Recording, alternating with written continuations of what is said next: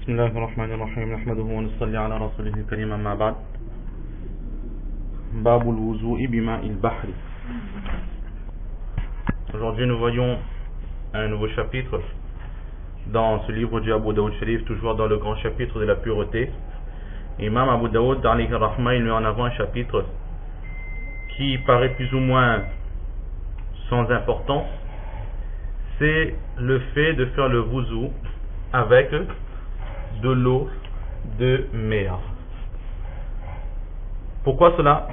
Parce que les Sahaba Kiram radiallahu ta'ala anhum ajma'in, ils ont eux-mêmes posé la question au Saint Prophète sallallahu alayhi wa sallam. Effectivement, en général, dans les mers, on déverse toutes sortes d'impuretés. En général, les eaux usées, l'eau des égouts, etc., ou bien toute autre forme d'impureté, peut-être pas dans les pays d'Europe, mais ailleurs dans les pays d'Asie, où on a l'habitude de rejeter certaines impuretés, certains détritus dans la mer. Donc par rapport à cela, l'eau de la mer est constamment en contact avec des impuretés. Et aussi, la mer, comme la terre, est un endroit où il y a énormément de créatures. Qui dit créature dit vie et dit mort. Alors tous ces poissons, tous ces animaux, toutes ces créatures marines, elles vivent dans cette eau, et puis arrivé au moment fatidique où Allah donne l'ordre, ces créatures vont mourir dans cette eau. Ensuite, ce n'est pas comme sur terre où on enterre nos défunts. Là-bas, ces corps, ils peuvent être mangés par d'autres poissons, d'autres créatures, tout comme ces corps peuvent pourrir directement dans cette eau, ce qui, comme nous avions déjà vu auparavant, lorsqu'il y a une impureté qui est en contact avec de l'eau, donc cette eau devient impure. Par rapport à cela, les Sahaba Kiram, ils ont posé cette question au prophète sallallahu alayhi wa sallam au sujet de l'eau de la mer, et Imam Abu Daoud, il nous rapporte ce hadith dans lequel nous allons tirer pas mal d'enseignements, Inch'Allah. Donc le hadith en lui-même c'est وبه قال حدثنا عبد الله بن مسلمة عن مالك عن صفوان بن سليم عن سعيد بن سلمة من آل بن أزرق قال إن المغيرة بن أبي بردة وهو من بني عبد الدار أخبره أنه سمع أبا هريرة رضي الله تعالى عنه أجمعين يقول سأل رجل رسول الله صلى الله عليه وسلم فقال يا رسول الله إنا نركب البحر ونحمل معنا القليل من الماء فإن توضأنا به عطشنا أفنتوضأ بماء البحر فقال رسول الله صلى الله عليه وسلم هو الطهور ماؤه الحل ميتته. Donc Imam Abu Daoud rapporte de son professeur Abdullah fils de Maslama, qui rapporte de Malik, qui rapporte de Safwan fils de Sulaim, qui rapporte de Sa'id fils de Salama, et Sa'id fils de Salama, il fait partie de la tribu des Bani Azraq. Il dit que Mughira fils de Abi Burda, qui lui appartient à la famille, la tribu d'Abdiddar, lui a rapporté, lui a dit que il a entendu Hazrat Abu Huraira radiallahu ta'ala an dire qu'un homme a questionné le saint prophète sallallahu alayhi wa sallam. Alors qui est cette personne qui a interrogé le prophète sallallahu alayhi wa sallam? Certaines personnes disent qu'il s'appelait Abdullah, d'autres disent qu'il s'appelait Abd, d'autres disent qu'il s'appelait Ubayd, et certaines personnes disent qu'il s'appelait Humayd, fils de Sakhar.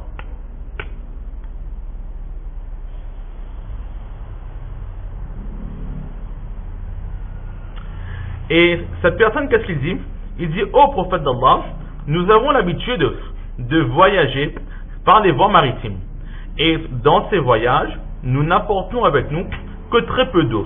Maintenant, si nous utilisons cette eau pour le wuzu, pour accomplir les prières, alors cette eau nous est insuffisante pour le reste du voyage et nous sommes assoiffés. Alors, est-ce qu'il nous est permis de faire le wuzu avec de l'eau de mer? Donc là, les compagnons, ils ne savaient pas eux-mêmes l'ordre qui s'attachait à l'eau de la mer. Et c'est là que le prophète sallallahu alayhi wa sallam va dire que l'eau de la mer, l'eau de la mer n'est pas simplement pure, mais elle est purificatrice. Et et tous les cadavres, tous les morts de la mer sont licites à la consommation. Là, c'est le hadith que nous avons. Alors, dans un autre récit, toujours dans le même sens de ce récit, la personne, celle qui questionne le prophète sallallahu alayhi wa sallam, dira au prophète d'Allah, que ô prophète d'Allah, nous avons l'habitude de voyager par les voies maritimes pour chasser. Donc là, on peut comprendre que ces personnes étaient des chasseurs. Là, nous, de ce hadith, nous comprenons un ordre islamique. En islam, il est autorisé d'aller pêcher. Il est autorisé de pêcher le poisson. Il est aussi autorisé de voyager sur les mers, faire de longs périples, uniquement dans le but de chasser, dans le but de pêcher.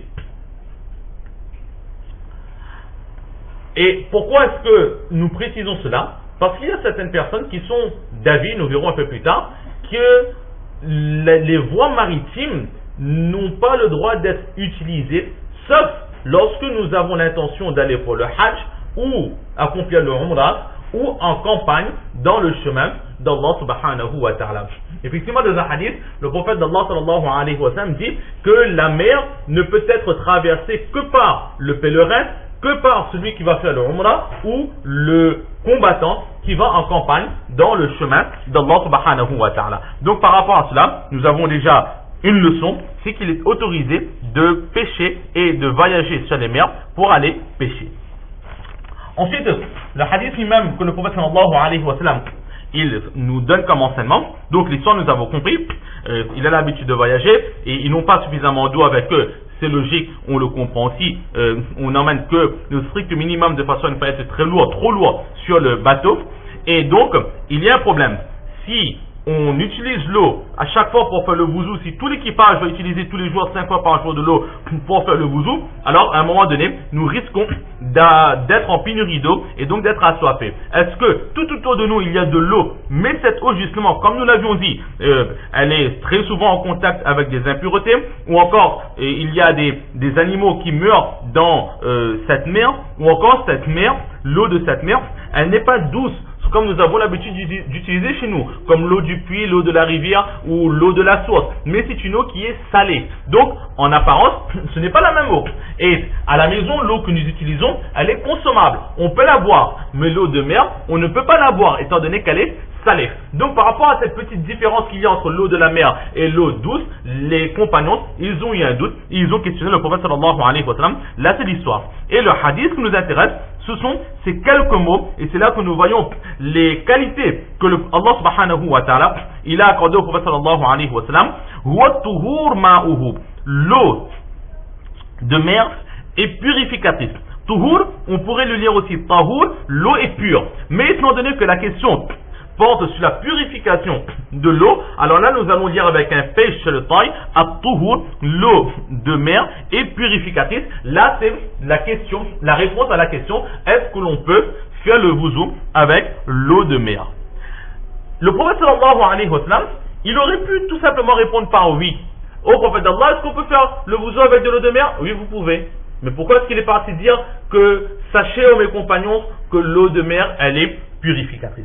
Tout simplement pour être clair dans son enseignement. Parce que la question, si on regarde avec profondeur, les compagnons, ils ont posé cette question que au prophète d'Allah, nous demandons l'autorisation de faire le wuzu avec l'eau de mer, car l'eau douce, l'eau donc consommable, nous n'avons pas en très grande quantité. Nous risquons d'en manquer. Donc, à cause de cela, est-ce que l'on peut faire le wuzu avec l'eau de mer? Si le prophète sallallahu alayhi wa sallam, il aurait répondu tout simplement par oui, alors là, il aurait fallu comprendre que l'autorisation de faire le wuzu avec l'eau de mer n'est valable que lorsque nous n'avons pas en notre possession de l'eau potable.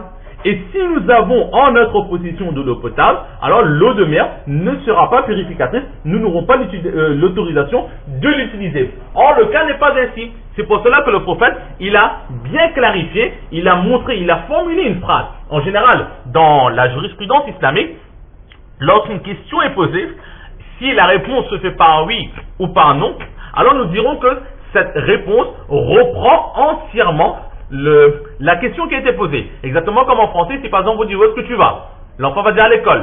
Cela veut dire je vais à l'école.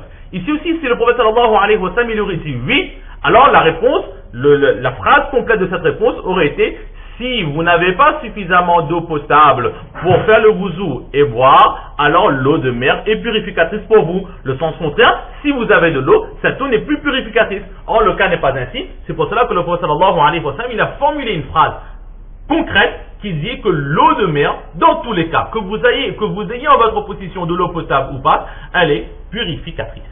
Là, c'est le premier enseignement que nous devons retirer.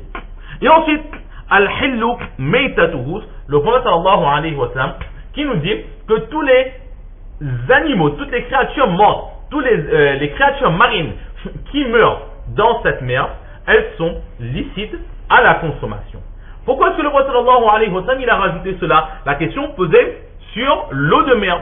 En aucun cas nous n'avons questionné au sujet des poissons, etc. Alors pourquoi est-ce que le prophète sallallahu alayhi wa sallam il a rajouté cela? Parce que tout simplement, le prophète sallallahu alayhi wa sallam, il a vu que ses compagnons ne savaient pas la règle juridique au sujet de l'eau de mer.